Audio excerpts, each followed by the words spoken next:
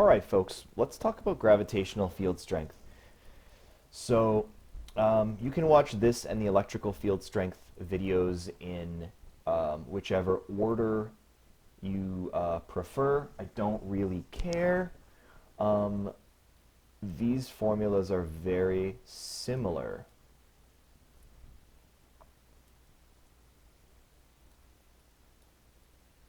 So here is the formula that we're using for gravitational field strength.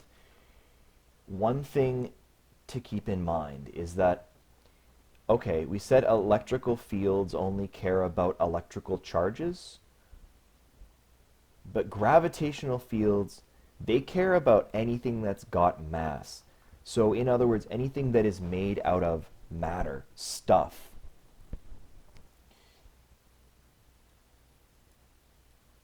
So I'm going to break down what this formula is.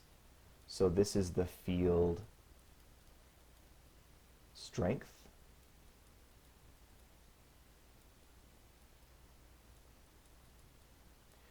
And it is measured in newtons per kilogram. You're going to see, or you may have already seen, that the electrical field strength was newtons per coulomb. Why was it per coulomb? Because electrical fields care about the charge of a thing. Gravitational fields care about the mass of a thing. So that's why kilograms is on the bottom here. Then we have big G.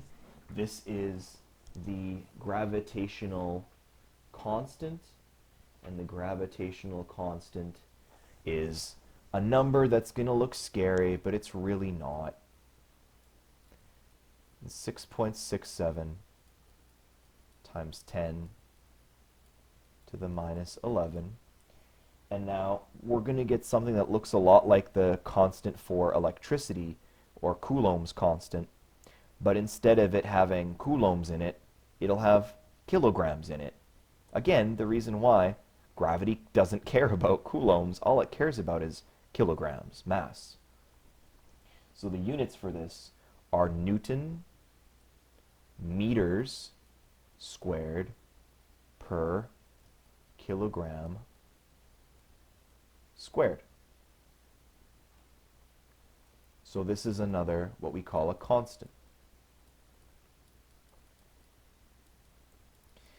And this constant is a constant. What that means is it's the same number everywhere in the universe. I mean, as far as we know. It's a pretty safe bet that 10 million light years away in any direction, the same laws of the universe are still in force. They still work. Little m here, that's going to be mass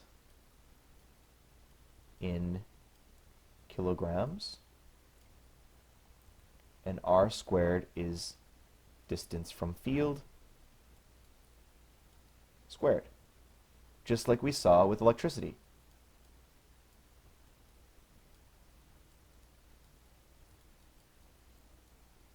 So it's going to be in meters squared. When we talk about gravity, we're going to be talking about planets a lot of the time. And because of that, a lot of the planet radiuses, or measurements of how big across a planet is, they're going to be in kilometers, not in meters. So one of the biggest trip-ups that students experience when they do like questions about, you know, how strong is gravity's field on the surface of the moon, or on the surface of Mars, or whatever. The big problem that kids get into is they don't convert to meters. And so their stuff ends up being 1,000 times, 1,000,000 times off. Like they're off, their numbers are off by 1,000,000. Because 1,000 times 1,000 is 1,000,000. So let's do a quick example question here.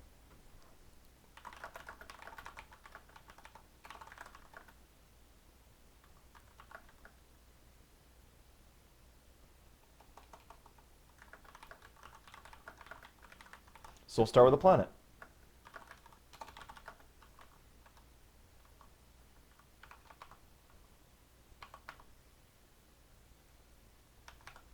And yes, look, we're dealing with an absolutely massive, massive number. 5.82 times 10 to the 26 kilograms. That's big. It's a heavy, heavy thing. Planets are heavy. So a planet of mass, that, and a radius, let's say,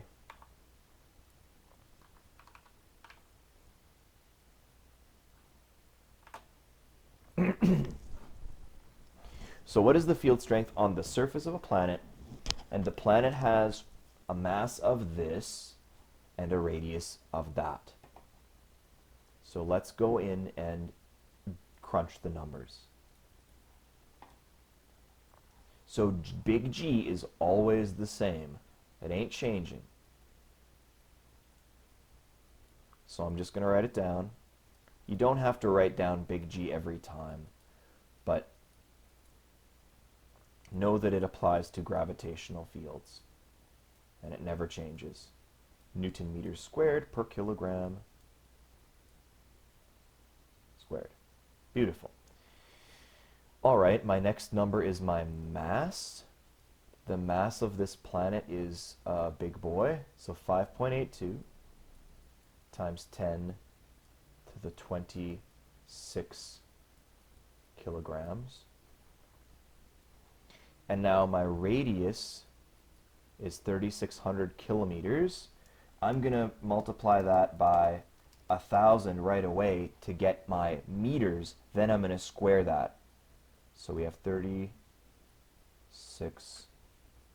so 3.6 million meters. It's 5 zeros. 1, 2, 3, 4, 5. So that's my R value is 3.6 million meters, which means my R squared, I'm just going to square it on my calculator, and I get a number, and it's big, but that's okay. 1.296 times 10 to the 13, and the unit is now meters squared, because remember, when you square a meter, it becomes meters squared. So now I can do the plug and chug. So G equals big G times mass over R squared. So now I'm just going to type or plug everything in. So here's my G, 6.67 times 10 to the minus 11.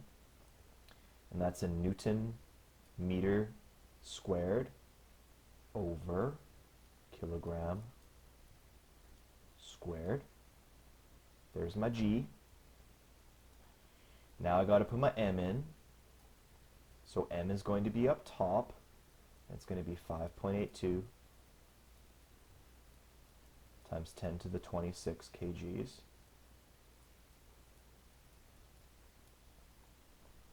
And over R squared, which I already calculated, I got that out of the way first because it's a very, very smart thing to do. It saves you, times 10 to the 13 meters squared. It saves you the time of having to be like, oh crap, now I have to calculate R squared. If you just do it here, then it saves you a lot of work. So I have kilogram up top, and I have kilogram squared on the bottom. Remember, kilogram squared is kg times kg, so I'm allowed to cancel one of them out. Meters squared and meters squared, those are fully canceled out. What's the only unit that is left? Newtons on top, kilograms on the bottom. Hey, look, that's the field strength of a gravitational field. So we got our units totally right. Newtons per kg. And now we just have to do the math, which is, again, totally not hard. 6.67 times 10 to the minus 11. Then we multiply by this value here, 5.82 times 10 to the 26.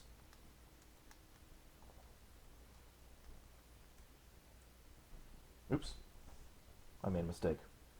6.67 times 10 to the negative 11 multiplied by, there we go, I forgot to press the multiply button, times 10 to the 26, and then divided by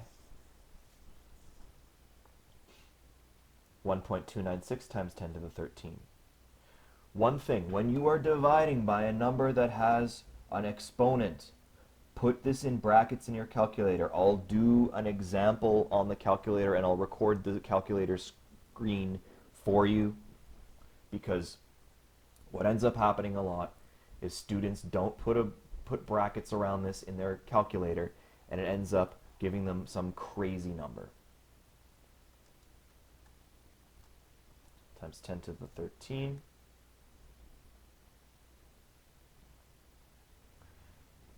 What did I learn from this?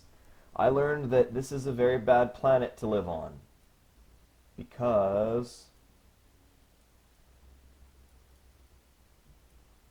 this is an insanely large gravitational field. This is a powerful field.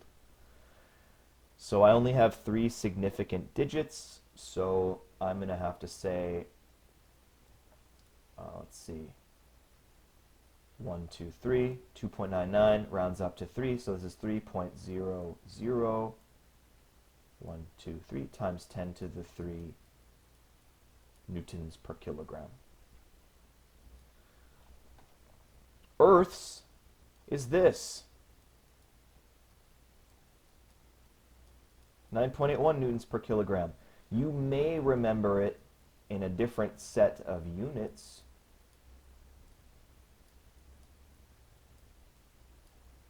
(9.81 meters per second squared). Newtons per kilogram and meters per second squared, if you break the unit of newtons up, it's a kilogram meter per second squared. So a newton, if you were to expand the unit in here, you could cross out kilograms and you'd be left with meters per second squared. Something that's noteworthy, this is a pull. This is a force based on how much kilograms the other object has of mass. This is an acceleration. So this is a change in speed over time. But the numbers are the same. The units are slightly different. So let's do another example. And maybe this time I'll use some more sane numbers. So I'm going to make a planet that's a little bit lighter, is what I'm trying to say.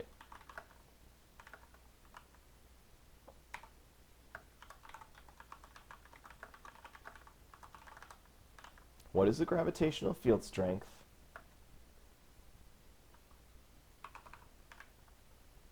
we'll do that in a second.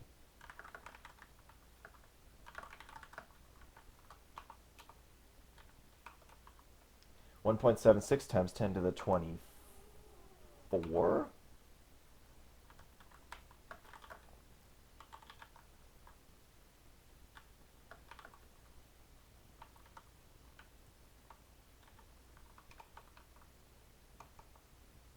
So let's do 2.26 times 10 to the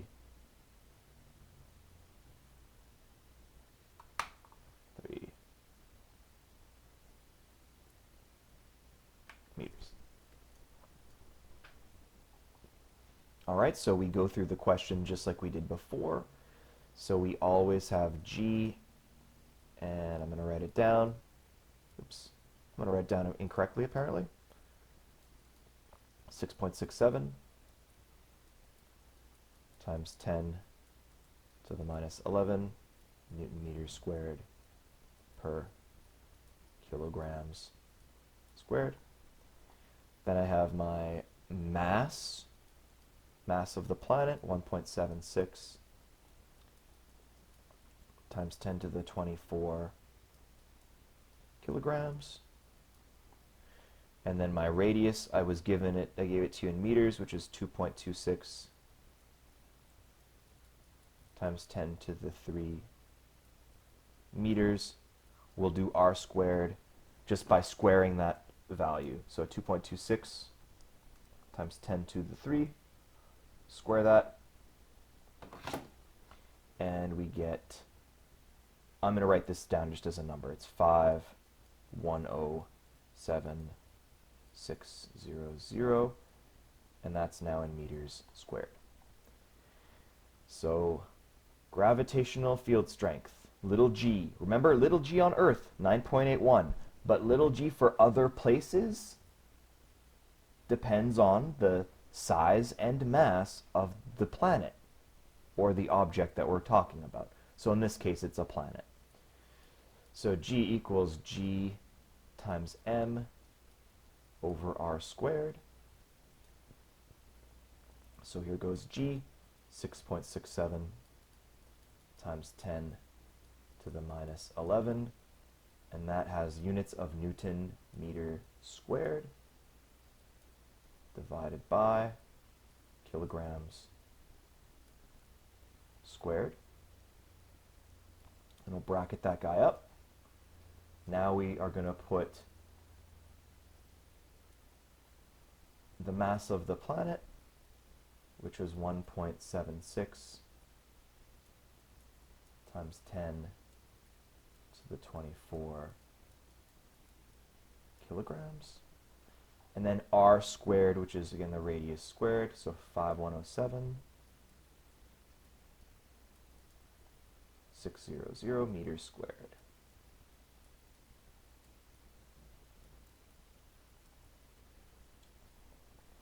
So we go through our units. Meters squared is gone. Kilograms and the squared is gone. So we know that the units that we're dealing with, the only units that are left, are newtons per kilogram. And again, that's the strength of gravity, is newtons per kilogram. So 6.67 times 10 to the minus 11 times 1.76 times 10 to the 24 divided by 5,107,600.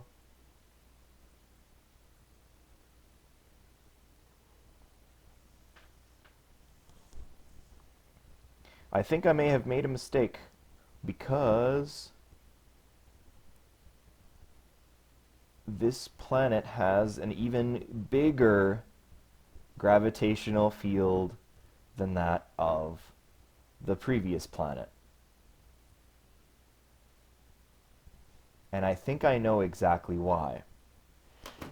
Because I did reduce the mass, but I reduced the radius a lot more.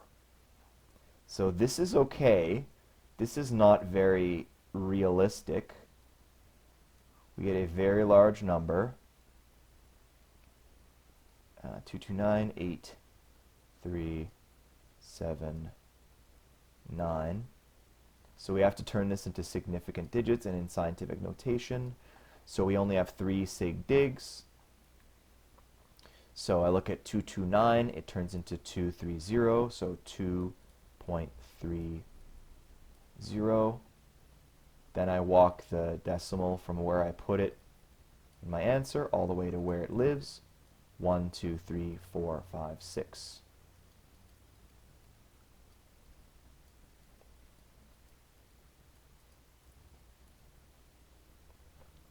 If you were to land on this planet, you would turn into a puddle.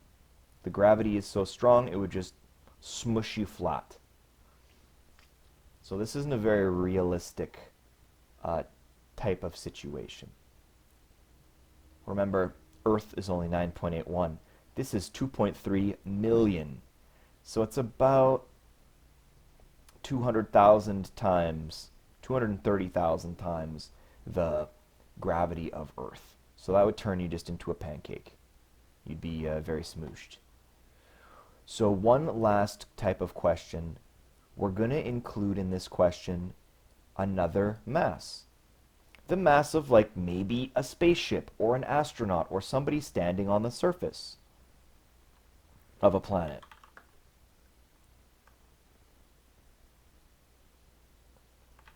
So I'll say an astronaut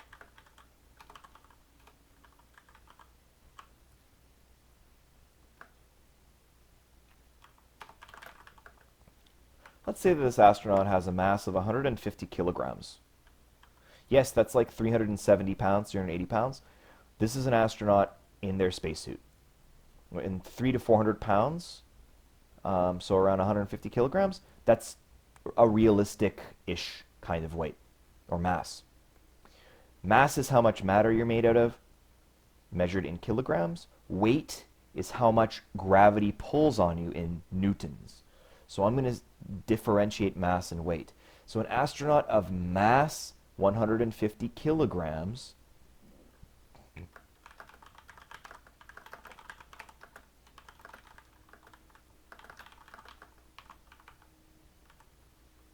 the mass of the planet is going to be 2.11 times 10 to the 23 kg.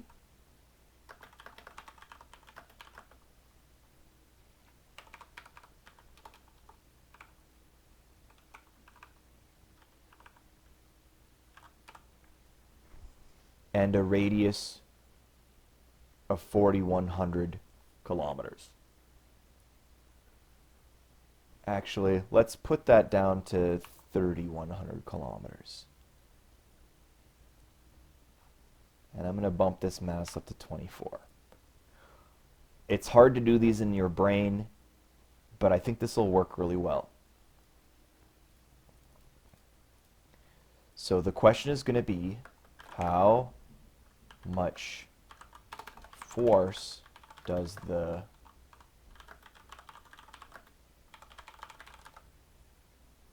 astronaut experience? So I'm not going to write G down, but I am going to say the mass of the planet is 2.11 times 10 to the 24 kgs. The radius of the planet is 3,100 kilometers, which is going to be 3,100 times 1,000, so 3.1 million meters. Then we got to square that. So 3, 1, and then 5 zeros.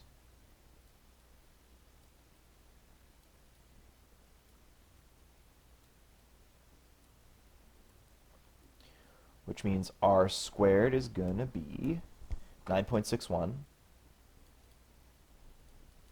times 10 to the 12, and that is now in meters squared.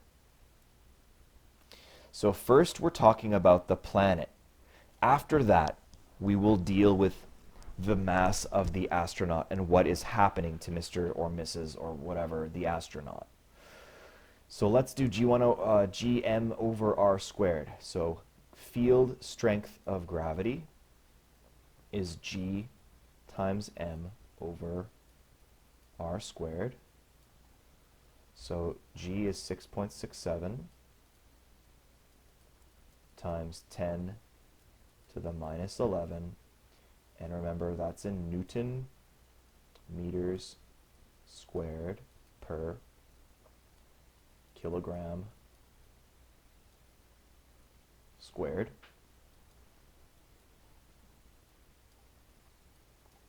Now we put the mass of the planet up top.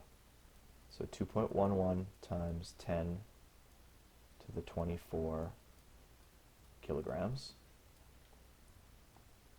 And then the radius squared, r squared, 9.61 times 10 to the 12 meters squared. We do our little cross-out game, so meters squared, kilograms, get rid of the square and the kilograms.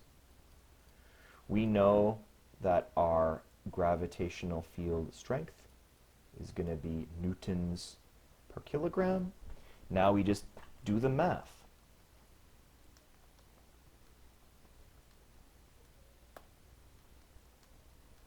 So 6.67 times 10 to the minus 11, multiplied by 2.11 times 10 to the 24, and then divided by 9.61 times 10 to the 12. Aha! This gives us 14.645 newtons per kilogram. And so this is the strength of the gravitational field standing on the planet that has a mass of that and a radius of that. I'm not going to do sig digs yet. Actually, I'm just going to make sure that we have more than enough for our astronaut. So we're going to be doing this to 3 sig digs. So now what do we do with this number, and what do we do with our astronaut's mass? Well, if you look, this is in newtons per kilogram, and this is in kilograms. So if we want a force, remember force is measured in N, it's measured in Newton, all we have to do is multiply these numbers together. So I'll have 14.645 newtons per kilogram. We multiply by 150 kilograms. The units are going to cancel. Kilograms are toast. The only unit that is left is newtons, which is what a force is measured in. So we do the math and we get 2196.7.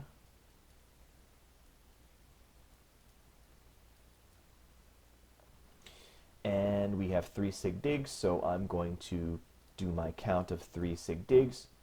219, that's 3 sig digs. I look to the right of it, that's a 6, means I have to round up. So I have 220. Remember, we put your decimal right at after the first digit. So we have 2.20 times 10 to the something. What is the something? We put our decimal here, we walk it 1, 2, 3. 2.20 times 10 to the 3 newtons. So that means that this planet has a gravity on its surface that is a little bit more powerful than Earth's. Remember, Earth's is 9.81. This one is a lot less, or sorry, a little bit more. It's just under twice as much. So this astronaut is feeling a little bit of a squeeze right now. I'm not sure how livable a planet with a gravity of 14 meters per second or 14 newton per kilogram would be, but this is how you calculate the strength of a gravitational field, and in order to find out how much it affects someone else, we simply multiply the field strength by the mass of the person or object. Just like how you do it for an electrical field, you multiply the field strength by the charge of the object. So that wraps it up. Gravitational field cares about masses, has a constant where everything cancels out almost, and it cares about mass, and the denominator, radius squared, means that the strength of the field falls off really fast. Same deal with an electrical field. Electrical fields have a different constant. Instead of caring about mass, they care about charge.